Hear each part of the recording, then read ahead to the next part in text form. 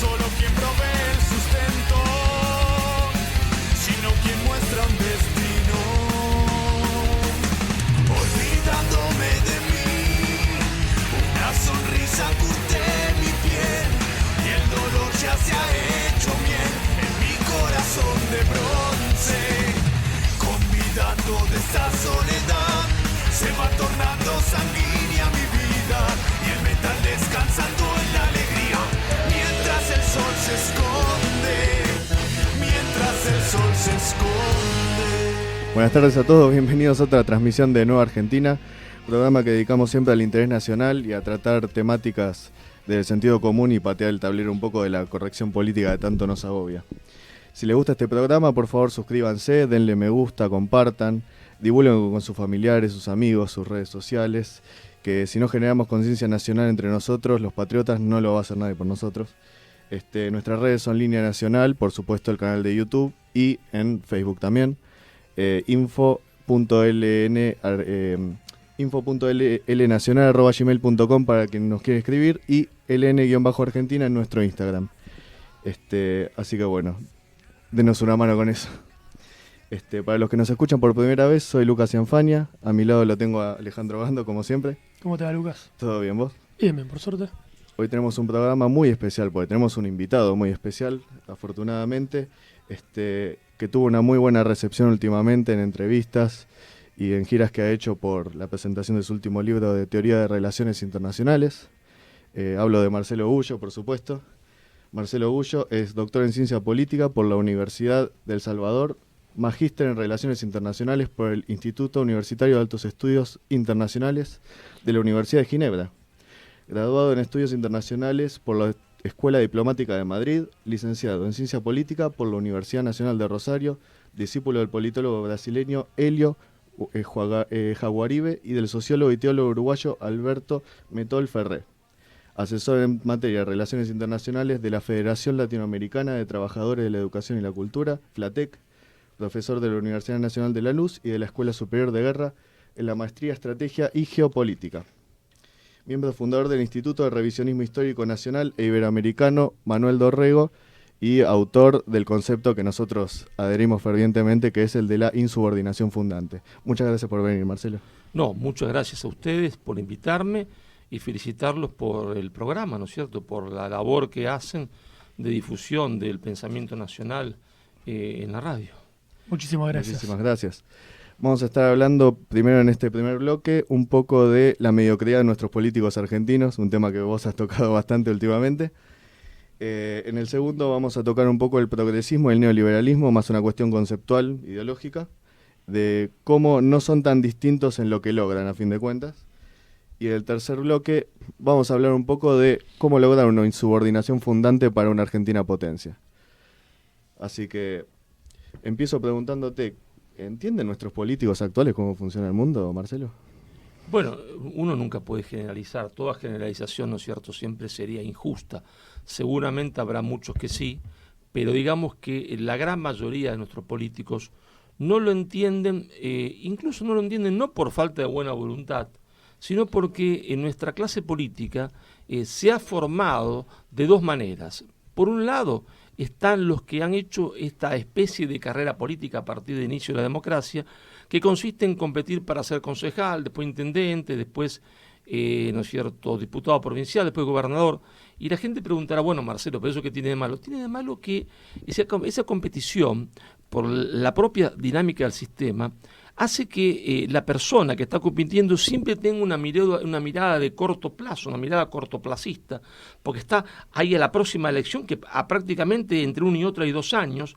Él no está acostumbrado a pensar en términos estratégicos porque el largo plazo no le sirve y porque en esa competición vale todo, y entonces es bueno aplastrarle la cabeza al otro para poder subir un poco más. Y entonces, ¿quién sube en esa competición? Esa competición para ser primero jefe del municipio, concejal, después intendente, después gobernador, después presidente, sube necesariamente el que es menos inescrupuloso y el que menos reflexión estratégica tiene, que no le preocupa, que no está preocupado de esas cosas, porque no tiene tiempo para esa competición feroz. Y entonces resulta que se forma, en el mejor de los casos, llega a la presidencia de la nación, llega un hombre que es un gran táctico, sin ningún pensamiento estratégico y sin ninguna formación histórica y filosófica, porque esa formación histórica y filosófica le hubiese hecho perder tiempo en la carrera electoral. Y por otra parte, ¿cómo ingresa uno a la política si no es por esta carrera? Bueno, es porque los políticos, que están absolutamente desprestigiados, llaman, se entiende, a alguien que está fuera de la política, ¿no es cierto?, un corredor de lancha, un corredor de Fórmula 1, un cantante, o alguien que está fuera de la política y en algún momento decide hacer política a los 40 y pico de años, o es llamado o lo decide, pero uno diría, bueno, ¿y cuál es el problema? El problema es que esa persona no se preparó espiritualmente, no se preparó culturalmente para ocupar el cargo de presidente de la nación. Es decir, toda su vida está... en el mejor de los casos fue una persona que trabajaba, y si no nos acontece que llega un playboy, se entiende que después va a la presidencia de un club, y porque estaba, se entiende, ofendido porque su padre le decía que era un burro, entonces decide hacer política para demostrarle al padre que él puede más que el padre, o lo eligen, se entiende, un político porque este hombre era corredor de lancha y era famoso, o porque era cantante, o porque era corredor de Fórmula 1. Entonces, es una persona que tarde llega a la política sin haberse nunca interesado de la política, es el destino del país. Y al no haberse interesado del destino del país, no se formó para conducir el país. Entonces yo siempre le pregunto a los amigos, ¿no? Te pregunto a vos, le pregunto a él, si vos tenés que operarte del corazón, ¿está? La operación más difícil de todos, supongamos a corazón abierto, ¿a quién elegís? ¿A Gullo, que es doctor en ciencia política, amigo tuyo, o a un tipo que operó 1000 veces de corazón, que se preparó toda la vida y no falló nunca? No. Al experto, ¿no es cierto? A que 1000 veces operó. Entonces, ¿por qué nosotros, si para operarnos del corazón elegimos a un experto, alguien que se preparó toda la vida para eso, para la política ponemos a un hombre que fue un playboy, ¿se entiende?, mal estudiante, que el padre lo manda a estudiar afuera y fracasa, que después se hace presidente de un club, y quiere ser presidente de un club y quiere ser presidente de una nación? Es como aquel niño que quiere jugar a los soldaditos, que juega a los soldaditos y después lo transforman en general. No, entre jugar a los soldaditos y la guerra de soldaditos y ser, ¿no es cierto?, general, hay una diferencia gigantesca. ¿Y por qué creemos entonces que una persona que nunca se preparó para eso puede llegar a la presidencia de la República alegremente? Era corredor de lancha, y en el mejor de los casos llega una señora que tampoco, se entiende, se preparó, que apenas estudió para rendir los exámenes. Entonces, naturalmente, aunque presupongamos la buena intención de estas personas, no presuponemos mala intención, no están preparados. Creo que pasaría, decime si me equivoco, Marcelo, algo que hablamos bastante en el programa. Se ha banalizado mucho la política, ¿no? También eso permite que lleguen a estas personas. O sea, no sé, la política para nosotros es la discusión de ideas, la discusión de proyectos, propuestas. Y uno ve que esto no se discute. Bueno, la política, ¿no es cierto?, es el arte de hacer el bien común, el arte de lo posible para hacer el bien común, es decir, para lograr, en términos concretos, la felicidad del pueblo y la grandeza de la nación. Y para eso hay que tener, primero, una vocación, y después haberse preparado, ¿está? Porque requiere un mundo complejo como este, determinados, una formación. Yo te diría que, mirá, que hasta podría llegar un hombre sin formación, con una gran intuición, ¿no es cierto?, pero que haya tenido el espíritu de la política, haya a una vez interesado por esto, se haya interesado por esto. Sí. No se puede ser, como digo, sin ser despreciativo, la verdad que uno no quiere ofender, ¿no?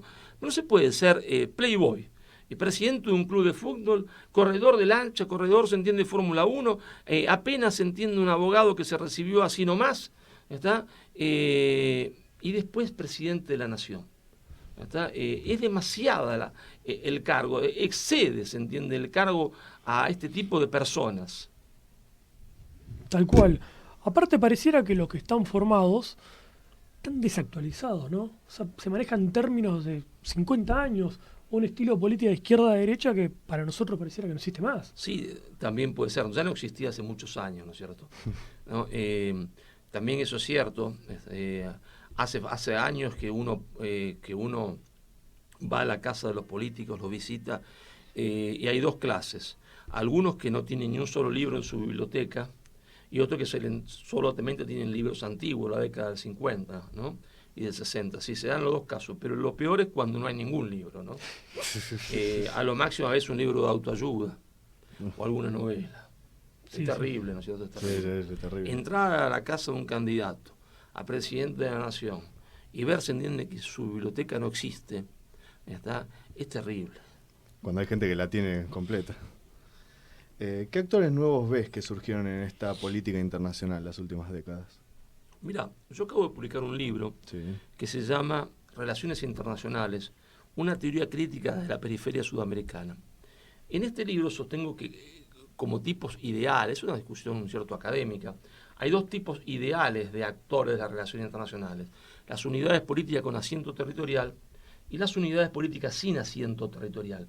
La gente dirá, bueno, pero qué difícil o complicado. No, no es tan difícil ni complicado. Desde el comienzo de los tiempos, cuando las primeras tribus nómadas se hacen sedentarias, ¿qué aparece?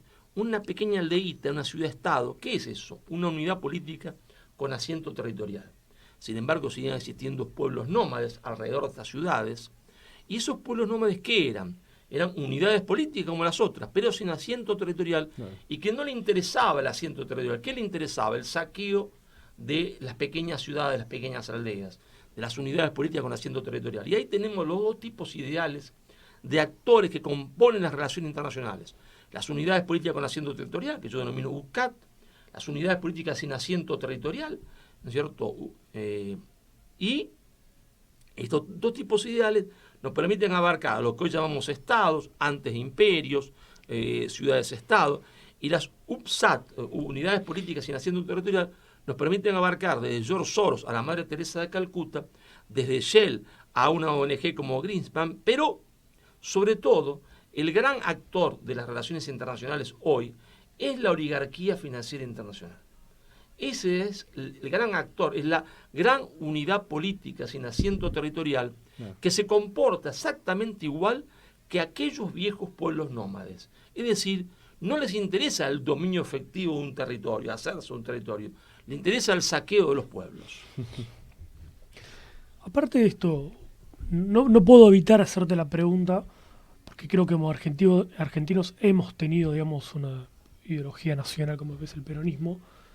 ¿Y hoy dónde la ves esto en cuanto a esta insubordinación y esta falta de actualización?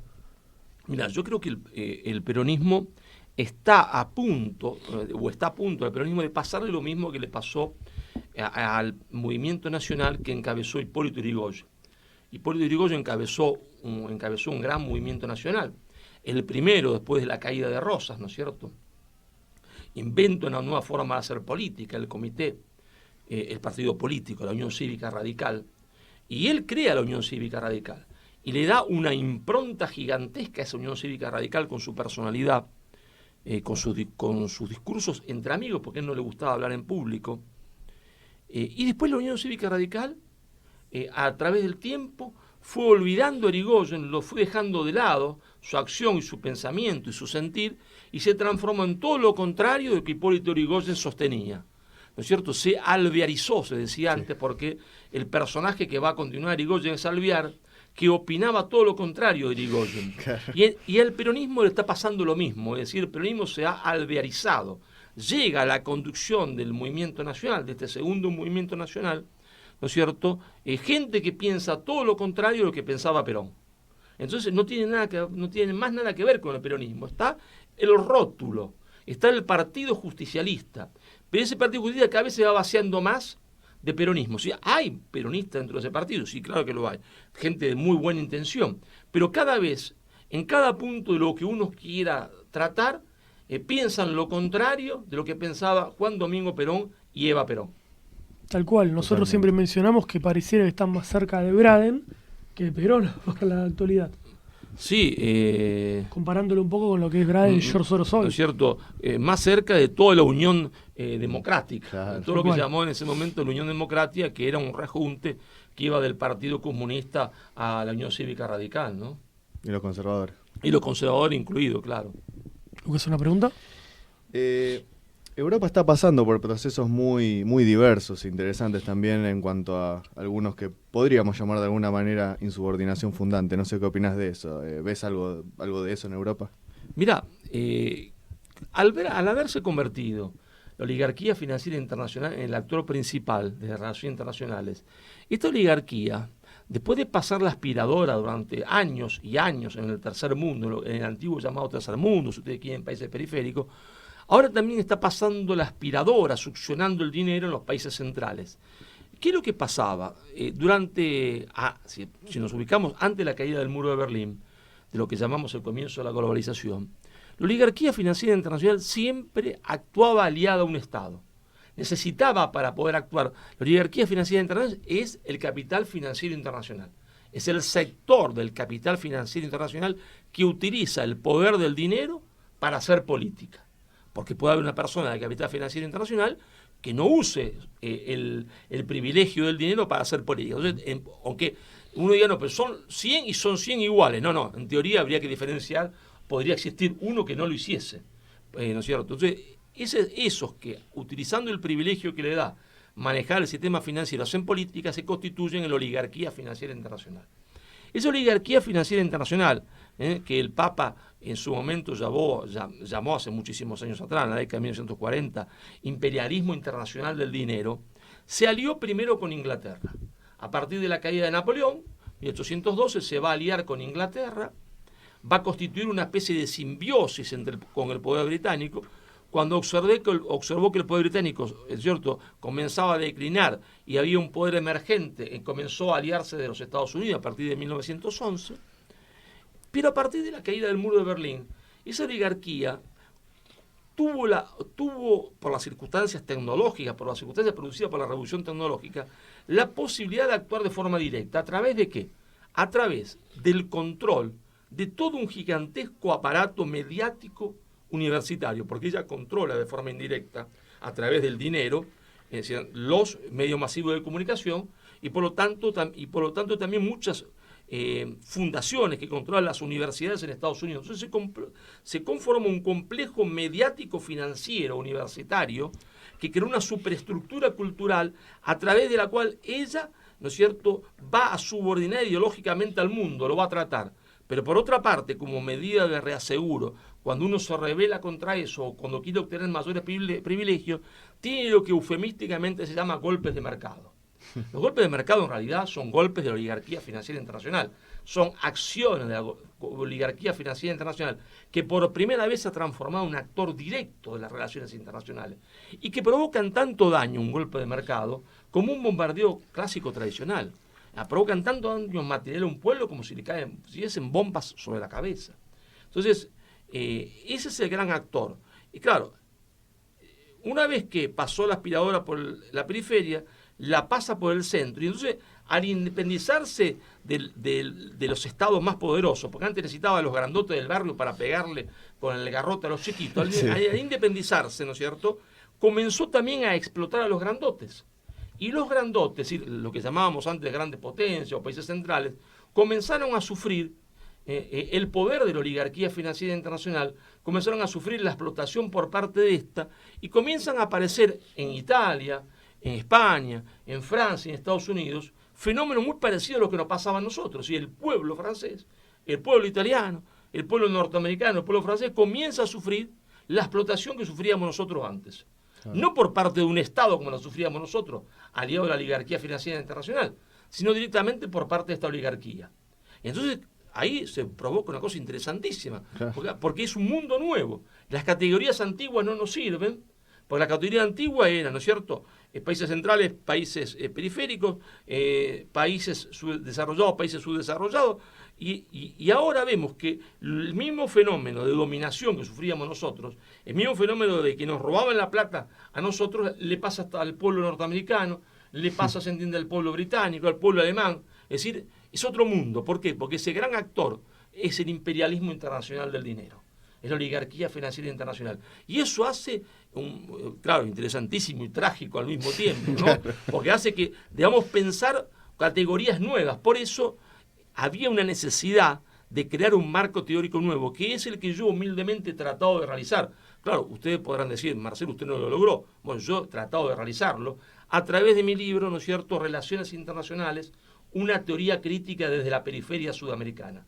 A través de este libro, Relaciones Internacionales, una teoría crítica de la periferia sudamericana, yo intento crear categorías que nos permitan comprender este mundo, que tiene mucho del antiguo, pero también tiene mucho de nuevo y que por lo tanto requiere también categorías nuevas de análisis.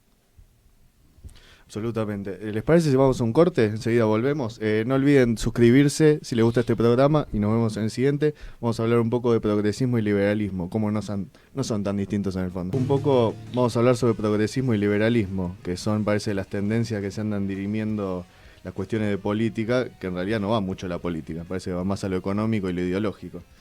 Es un péndulo interminable que parece que tiene Argentina sobre estas dos tendencias. ¿Vos, Marcelo, ves un discurso demagógico en esta dicotomía neoliberalismo y progresismo? Mira, yo lo digo en mi último libro, la oligarquía financiera internacional, que es el gran actor de las relaciones internacionales, como antes hacían los otros actores, crean ideologías de dominación. ¿Qué es una ideología de dominación? Una ideología de dominación es toda aquella idea que desconstruye el poder de los pueblos o inhibe la construcción del poder de los pueblos. Y la oligarquía financiera internacional tiene dos manos ideológicas, dos brazos ideológicos. Uno, el brazo derecho, que es el neoliberalismo, y otro, el brazo izquierdo, que es el progresismo. A través del brazo izquierdo, a través del brazo derecho, que es el neoliberalismo, impide la construcción del poder de los pueblos, porque es imposible la elaboración de una potencialidad económica a partir, se entiende, de la total libertad del mercado y del libre comercio y la teoría de la división internacional del trabajo. Entonces, a través del libre comercio inhibe la posibilidad de la construcción industrial, pero a su vez, ¿no es cierto?, con su mano izquierda, con el progresismo, ¿no es cierto?, si con la mano derecha destruye materialmente a los pueblos, con su mano izquierda destruye espiritualmente a los pueblos. ¿Por qué?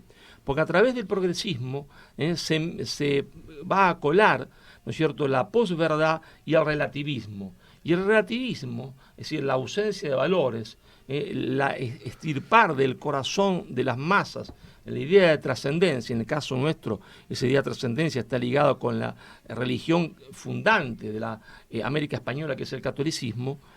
Cuando se llega a ese estadio de relativismo, el hombre naturalmente, perdido en la inmensidad del cosmos, sin trascendencia, tiende a vivir el hoy y por lo tanto entonces se convierte en un hombre hedonista al que solo le interesa el placer y el consumo. Y individualista al extremo, es incapaz de asociarse con otros hombres para enfrentar el poder o para construir el poder de su pueblo. Entonces, a través del neoliberalismo y a través del progresismo, la oligarquía financiera internacional, ¿qué hace? Te dice, bueno, mira, ahora te cansaste, ¿no es cierto?, de neoliberalismo que te ha aplicado el partido anterior, ahora entonces pasate, se entiende, al progresismo.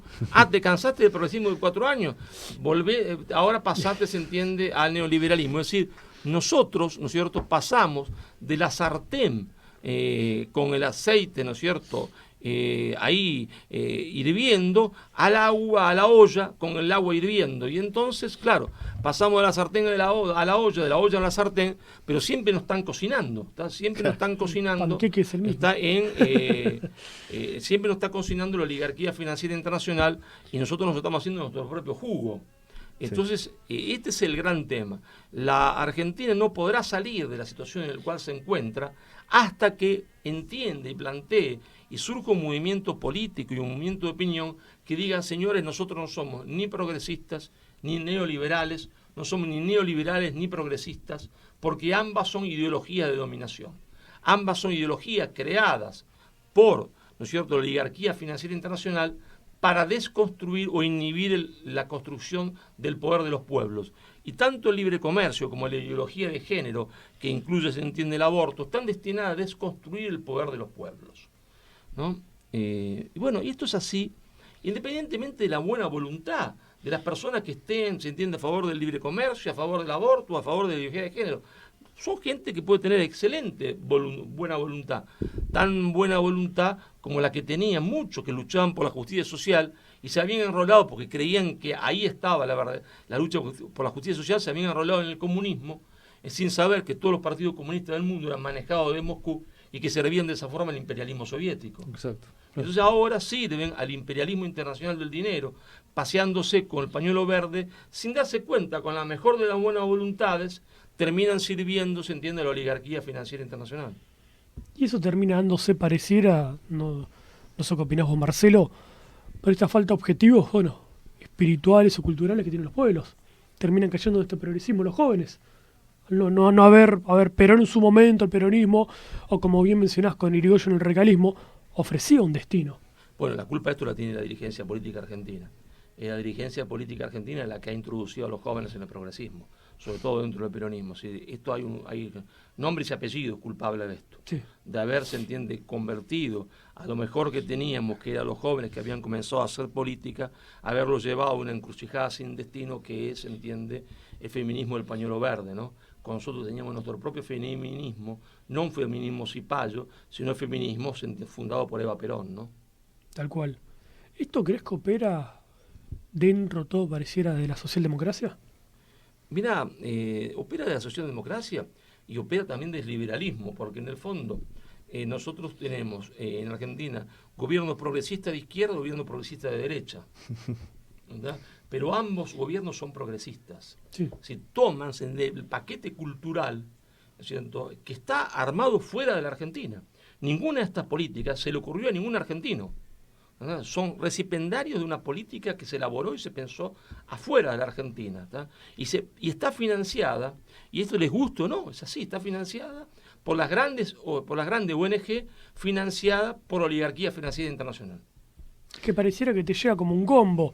Mira, esta es la solución que le sirvió a Alemania, esta es la que le sirvió a España, la que le sirvió a Francia. Que vos mencionás en el libro, no es así tampoco. No es lo que no funciona a ellos. No ha servido en ninguna parte del mundo, ¿no? No ha servido en ninguna parte del mundo porque en todos esos lugares el poder popular está en retroceso y el poder nacional está en retroceso. Se está desconstruyendo y se están cayendo como un castillo de naipes. Va al fracaso absoluto, ¿no? Al fracaso absoluto. Este progresismo pareciera ser como la reconversión de la idea iluminista que llevó a la carnicería que fue la Primera Guerra Mundial. Sí, el progresismo es... con respecto al marxismo, lo mismo que el Paco a la cocaína. Tiene todos los defectos del marxismo sin ninguna de sus virtudes. El marxismo tenía un montón de virtudes, es decir, tenía aquello que Juan Pablo II llamaba semillas de verdad, y por eso había mucha gente de muy buena intención que militaba ahí. En cambio, el progresismo tiene todos los defectos sin ninguna de sus virtudes. Desaparece, se entiende, el concepto de la lucha social, se atomiza, se entiende, en miles de insignificantes luchas que lo que hacen es enfrentar uno con otro, mientras que la oligarquía financiera internacional se hace el festín de los pueblos, ¿no? Es que uno lea a José Ingenieros y no puede evitar pensar que sería considerado un fascista hoy. Bueno, todos serían considerados fascistas, sí, ¿no? En Argentina de hoy es así, ¿no? Por los medios hegemónicos, por la mayoría de los profesores en las universidades, por los periodistas, claro. Porque aparte esa es una categoría que se aplica como un San Benito sin reflexión alguna y sin entender qué es lo que significó históricamente ni lo que fue, es simplemente una forma de desprestigiar a otro, ¿no? ¿Qué termina buscando en generar estas ideologías que parece que su meta es la completa subordinación y pasividad de los hombres? No te entendí la pregunta. Estas ideologías, el progresismo, sobre todo lo espiritual, digamos, ¿qué termina buscando en el hombre? Mirá, el que busca a alguien no es la ideología, sino es quien utiliza la ideología para esto. La oligarquía financiera internacional la utiliza como Inglaterra, junto con la masonería, había utilizado el iluminismo, para desterrar del corazón de las masas toda idea de trascendencia. Y uno se preguntará el por qué Inglaterra estaba interesado en esto. Bueno, estaba interesado en esto porque esto permitía, ¿no es cierto?, Inglaterra lo sabía, que no exista poder nacional. Inglaterra sabía que siempre en el origen del poder de los pueblos había una fe fundante. Cuando nosotros comenzamos a caminar como repúblicas, todas las repúblicas hispanoamericanas, Inglaterra se planteó cómo hago para que estas repúblicas sean informalmente colonia mía sin necesidad de ponerle bandera, ni mandar un ejército que había resultado contraproducente en 1806 y en 1807, porque habían sido derrotados terriblemente en las calles de Buenos Aires, como no habían sido derrotados en ninguna parte del mundo. Inglaterra dice, bueno, ya desde antes Inglaterra venía trabajando en esta idea. Hay que crear distintos mecanismos ideológicos para que esta gente haga lo que nosotros queremos que haga sin necesidad de que se lo digamos, para que sin necesidad de que esté nuestra bandera y un gobernador y ejército hagan lo que nosotros queremos que hagan. Para eso Inglaterra primero creó la hispanofobia. La hispanofobia, que fue una invención de Inglaterra a partir de ese libelo hecho por el padre de las casas, que fue publicado al hartazgo, a náuseas, ¿no es cierto?, en Holanda y en Inglaterra, Enemigas Mortales de España, ¿no es cierto?, decía Jorge Belardo Ramos con respecto al libro de las casas, y se lanzaron los vampiros de los pueblos, decía Belardo Ramos, sobre este libelo para publicarlo como las abejas se lanzan a la miel, ¿no es cierto? ¿Y por qué Inglaterra estaba interesado en la hispanofobia? Porque era cortar una de las dos raíces de la nación que había, del pueblo continente, que se había formado a partir de 1492. Ese gran pueblo continente tenía dos raíces. Inglaterra sabía que si como a una persona uno le saca una raíz, una parte de su personalidad, esa persona viene esquizofrénica, no puede caminar en la vida. Entonces, la primera estrategia británica era la hispanofobia. La segunda estrategia británica era lo que veníamos hablando, el iluminismo, desterrar del corazón de las masas cualquier idea de trascendencia, porque Inglaterra sabía que en el origen del poder de los pueblos siempre hay una fe fundante, y cuando no hay fe fundante no hay posibilidad de construcción del poder nacional, porque al no haber valores, al no haber verdad y mentira, nadie está dispuesto a dar la vida por nada. La tercera pata de esta mesa de la subordinación, la tercera pata era el libre comercio, porque el libre comercio inhibía la construcción de la industria, porque Inglaterra sabía industrializado a partir de un feroz proteccionismo económico, a partir de la intervención del Estado en la economía, y predicaba a los otros que el camino al éxito, el camino a la industrialización era la aplicación de la teoría internacional del trabajo, un libre comercio absoluto, la no intervención del Estado en la economía. Y la cuarta pata de la mesa de la subordinación británica era la prédica del nacionalismo de campanario, hacerle creer a cada una de estas repúblicas recientemente independizadas que cada una había existido desde siempre, que siempre había existido una Argentina, que siempre había existido un Perú, que siempre había existido un Paraguay, un Uruguay, cuando nadie en ese momento pensaba así, cuando todos se consideraban parte de una sola patria grande, una magna patria, porque eso no estaba en la imaginación de las personas, es decir, eran en todo caso provincias. Por eso el primer hombre que conduce los destinos políticos del recientemente no independizado, pero sí en ruptura con España, virreinato del Río de la Plata, era un hombre nacido en el Alto Perú. Cornelio Saavedra era nacido en Potosí. Y después Álvarez Thomas, que fue director supremo de las Provincias Unidas del Río de la Plata. Álvarez Thomas era arequipeño, y en el Perú su primer presidente fue Lamar, que era, ¿no es cierto?, ecuatoriano, y a nadie le llamaba la atención, porque todo el mundo consideraba, como a nadie le llamaría la atención, que haya un presidente riojano o santacruceño. Claro. Sí, lo obvio, puede ser peruano, argentino, daba igual. Pero Inglaterra necesitaba predicar el nacionalismo de campanario para que estas repúblicas independientes, ¿no es cierto?, se consideraban enemigas unas de otras, nunca lograsen reconstruir la unidad, porque si reconstruían la unidad, formaban un Estado tan poderoso que podía enfrentar a Gran Bretaña. Entonces ellos no querían la reconstrucción de un Estado poderoso, no querían la unidad, por eso predican el nacionalismo de campanario, querían que esas repúblicas fuesen débiles espiritualmente, por eso predicaban el iluminismo, y querían que esas repúblicas sean siempre agrarias o mineras, porque la industria es poder y no querían que tenga poder, y por eso predicaba el libre comercio, y quería que esas industrias fuesen esquizofrénicas, y entonces predicaba la hispanofobia. Y de ahí nace toda la ideología de subordinación que llega hasta el día de hoy, porque en el fondo el progresismo no es sino heredero de ese iluminismo que predicaba Gran Bretaña. Claro, el progreso indefinido. Vamos a un segundo corte, ¿les parece? Y enseguida volvemos, vamos a estar hablando de la necesidad de una insubordinación fundante para combatir este globalismo. Suscríbanse si les gusta el programa, enseguida volvemos. La unión hace la fuerza, el respeto ayuda a salvar diferencias que a menudo ensucian. Suele ser un comienzo, una piedra rodando para hacerse avalancha, arrasando al paso. En el fin del siglo, la esperanza proclama que los hombres protejan a esta tierra sagrada, donde el diablo ha metido tantas veces la cola. Ya es tiempo, latinos, de ordenar las cosas juntos, con el poder latino, juntos, con el poder latino, juntos, con el poder latino, juntos. Ya se siente, está llegando ya.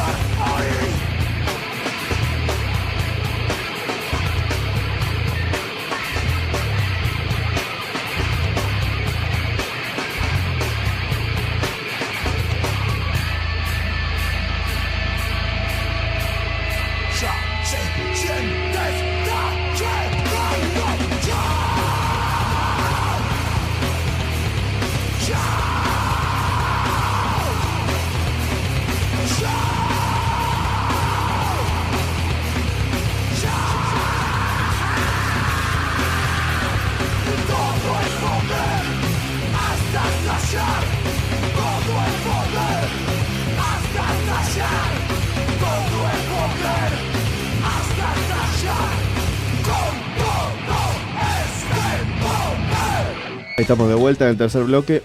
Vamos a hablar un poco de este concepto, Marcelo, que introdujiste de insubordinación fundante. ¿Cómo fue surgiendo este concepto que se te ocurrió y que introdujiste en el campo? Ese concepto está desarrollado en mi libro, La insubordinación fundante, breve historia de la construcción del poder de las naciones. En este libro, La insubordinación fundante, breve historia de la construcción del poder de las naciones, yo voy a desarrollar la hipótesis de que todos los procesos emancipatorios exitosos fueron el resultado de una insubordinación fundante, es decir, de una insubordinación contra el orden ideológico establecido por la potencia dominante, más un adecuado impulso estatal.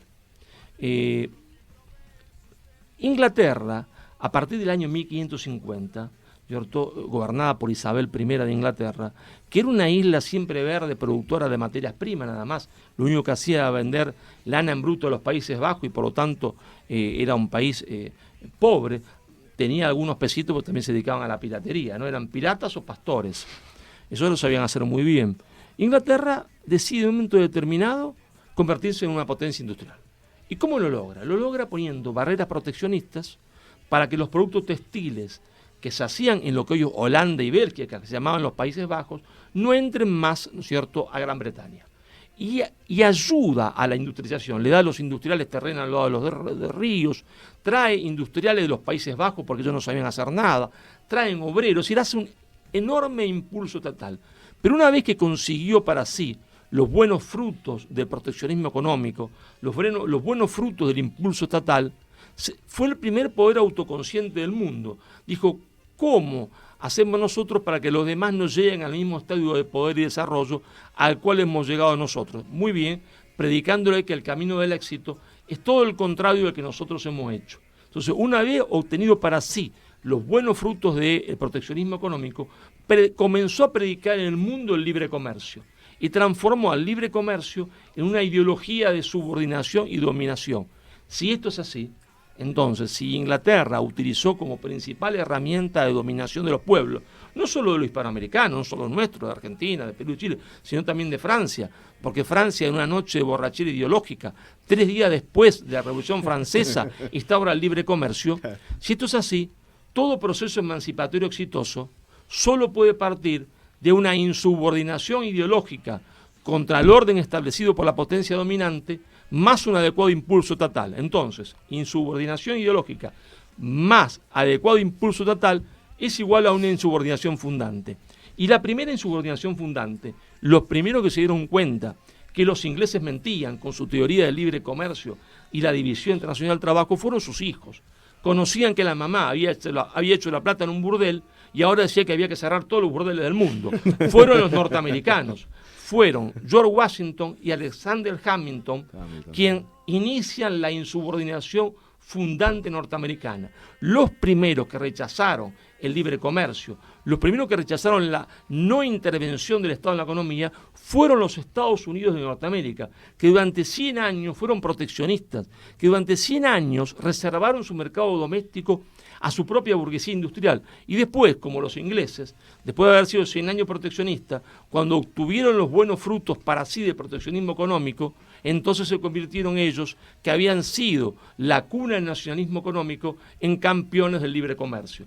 Todos los procesos emancipatorios exitosos, lo que quiere decir, todos los procesos de construcción de poder nacional exitosos, todos los procesos de industrialización exitosos, todos los procesos de justicia social exitosos fueron siempre producto de una insubordinación fundante.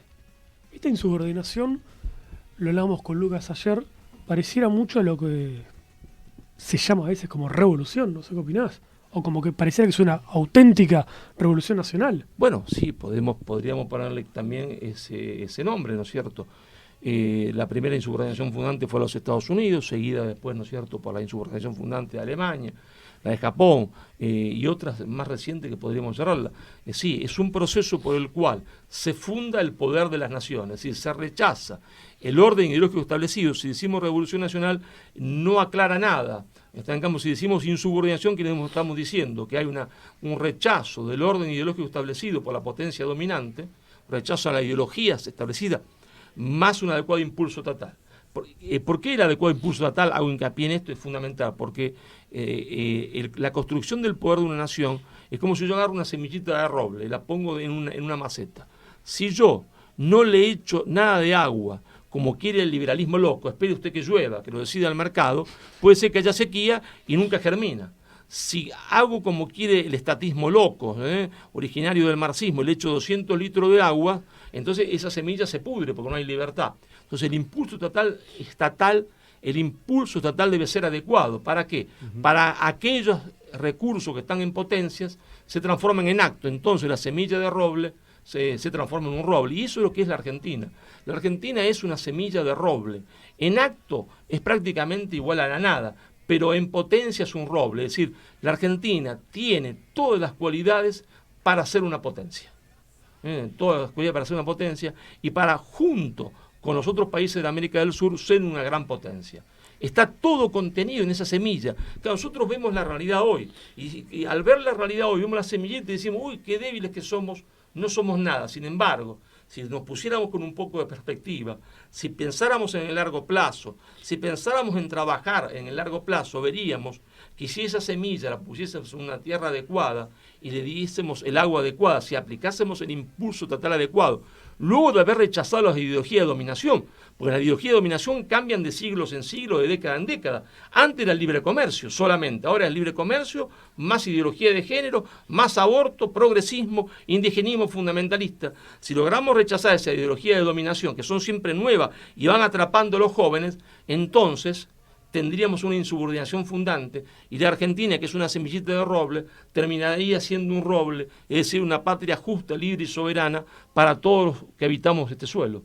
Justo te iba a preguntar, ¿qué necesitamos para realizar una insubordinación fundante en Argentina? Necesitamos comprender que tanto el neoliberalismo como el progresismo son ideologías de subordinación. Mientras nosotros no comprendamos que tanto el neoliberalismo como el progresismo, que el progresismo tiene, se entiende, distintas modalidades. Dentro del progresismo está el indigenismo fundamentalista, ¿no es cierto?, que nace en la hispanofobia creada por Gran Bretaña, que lleva, se entiende, a sacar la estatua de Colón y querer tirarla al Río de la Plata. Está el falso garantismo, porque es en realidad un abolicionismo disfrazado de garantismo, claro. Está la ideología de género, está el aborto, entonces hasta que no comprendamos que eso que es progresismo y eso que es neoliberalismo son dos ideologías de dominación, dos ideologías de subordinación, nosotros no podremos salir de la encrucijada en la cual nos encontramos. Nosotros siempre señalamos que o somos potencia o somos colonia. O sea, Argentina no tiene mucho término medio para analizar porque por las condiciones, como dijiste, somos en potencia un roble. No somos en potencia un cerezo. Digamos. Mira, es como decía Bilardo, Argentina campeón o fracaso. ¿No es cierto? Decía Bilardo. Bueno, eso es así. Sí, nosotros lamentablemente ya no tenemos más presidente de la nación, ¿no? Yo vengo sosteniendo que la Argentina no tiene más presidente. La Argentina tiene una presidenta que está fuera de la Argentina. Hay un señor que tiene una banda presidencial, pero solamente a fines decorativos. El verdadero poder está fuera de la Argentina, porque este señor, que lo eligieron para ser presidente de la nación, abdicó de la presidencia de la nación. ¿Por qué? Porque él llegó en un momento determinado, el señor Obama, representante de la oligarquía financiera mundial, y le dijo, vos tenés que aplicar, se entiende, este paquete cultural, esta agenda cultural. Esta agenda cultural es ideología de género, es aborto, es esto. Y después llegó la señora de Washington y le dijo, no hay salvataje económico sin aplicación del programa de la agenda cultural progresista. Y entonces él abdicó de ser presidente, admitió la agenda, llamémosle cultural, entre comillas, sugerida, ordenada por los poderes extranjeros. La agenda cultural de la Argentina no la hace ni Macri, ni le hace el PRO, ni la hace Cambiemos. La agenda cultural de la Argentina que está llevando a cabo este señor que aparentemente es presidente de la Argentina, en realidad es un subgerente, está elaborada, se entiende, fuera de la Argentina. Y la agenda económica también, porque cuando se hace con el acuerdo del fondo, él primero renuncia a tener una agenda cultural propia y después renunció a tener una agenda económica propia, aplicando, se entiende, un plan de ajuste, de evaluación, se entiende, de salvaje, y entrega, se entiende, de la Argentina al voraz capital financiero internacional que está haciendo con la bicicleta financiera que reina hoy, que da intereses leoninos, más plata que en cualquier época de la historia. Tal cual. como respuesta al globalismo, una opción para ser potencia, digamos, el tema de la insubordinación fundante, vos lo ves que no aparece nunca como concepto dentro de la ciencia formal, pareciera que... Bueno, este concepto de insubordinación fundante es un concepto que yo he creado. Obviamente uno nunca crea de la nada, uno siempre está dentro de una tradición de pensamiento, ¿no es cierto? Yo siempre digo que yo soy un enano sentado en hombros de gigantes, esos gigantes de pensamiento de la América del Sur, que fue Elio Yaguaribe y Alberto Metol Ferré, y por supuesto Metol Ferré era discípulo de uno de los discípulos preferidos de Arturo Jauretche, de esa línea de corriente de pensamiento donde estaba Arturo Jauretche, Jorge Abelardo Ramos, Fermín Chávez, José María Rosa, ¿no es cierto?, Enrique Pavón Pereira, y tantos otros que uno se entiende se va olvidando, ¿no? Finalmente, te pregunto, Ale, ¿qué conclusión tenés de todo este tema de la insubordinación y esta agenda globalista? Bueno, que el camino para que la Argentina vuelva a ser una Argentina para todos, el camino para la Argentina vuelva a ser una Argentina para todos, con justicia y alegría, así que nuestro pueblo vuelva a ser un pueblo feliz, que ese es nuestro destino, que nuestro pueblo vuelva a ser un pueblo feliz. Ese camino es el camino de nuestra insubordinación fundante. Nosotros tenemos que realizar nuestra insubordinación fundante para que nuestro pueblo vuelva a ser un pueblo feliz, y esta insubordinación fundante deberá ser esta vez una insubordinación sudamericana en el conjunto, pero el camino para que nuestro pueblo vuelva a ser un pueblo feliz, para que nuestro pueblo deje de ser un pueblo triste, es el camino de la insubordinación fundante. Bien, le pido entonces a Alejandro un cierre en base a esto que venimos hablando, por supuesto. Totalmente de acuerdo con Marcelo, es tiempo de insubordinarnos, de tomar conciencia nacional. Creo que lo básico para romper con estas ideologías socialdemócratas, tanto de izquierda como de derecha, que uno a veces no sabe si es liberalismo de izquierda o liberalismo de derecha, como progresismo de izquierda o progresismo de derecha. Creo que necesitamos subordinarnos, tenemos todo realmente para insubordinarnos, para hacer potencia. Solo nos falta que los argentinos también tomemos esa conciencia nacional y aceptemos nuestro destino, nuestra misión, y dejemos esperar a veces, como bien plantea Jauretche, solamente cambiar de collar, ¿sí? Tenemos que empezar a pensar realmente de dejar de ser perros nosotros. Y demostremos que Argentina no somos empanadas que se comen con solo abrir la boca. Es hora de ponernos de pie y dejar de esperar salvadores. O sea, la socialdemocracia que nos rige hoy nos ofrece solamente gerentes, ¿sí? Tanto como Macri, o los que vienen, desgraciadamente, no son muy alentadores. Esperemos que sí, pero si es alentador, la conciencia nacional puede surgir. Tenemos que recuperar nuestro Estado-Nación para proteger y defender nuestro interés nacional y el bien común de los argentinos. Es fundamental y es fundamental recuperar también lo que tanto hablamos en el programa, el concepto de Argentina potencia. Y lo repetimos tanto porque nosotros siempre decimos, o somos potencia o somos colonia, y potencia no habla ni la izquierda ni la derecha. Por supuesto no está en su agenda. Pero sí está en la agenda de los patriotas argentinos que aceptamos nuestro destino, tal como lo aceptó San Martín, como lo aceptó Rosas, como lo aceptó Perón, y está todo bien concluso, que es generar esta patria grande, generar esta unión sudamericana. Creo que tenemos todo, o sea, falta realmente solamente que nos decidamos. Recuerden poner me gusta, suscríbanse y compartan si les gusta nuestro programa, pueden ver los demás en el canal, así que es un deber patrio compartir y generar conciencia nacional, pues si no lo hacemos nosotros, como dije, no lo hace nadie, así que argentinos a las cosas. Te agradezco mucho, Marcelo, por haber venido hoy. Gracias a ustedes por la oportunidad de charlar con ustedes y de desarrollar este concepto de insubordinación fundante que creo que es el camino de la Argentina. Totalmente, creo que nos enriqueció a todos. Nos vemos la próxima semana, Alejandro. Próxima semana. Nos vemos. Se va tornando sanguínea mi vida y el metal descansando en la alegría. Mientras el sol se esconde, mientras el sol se esconde.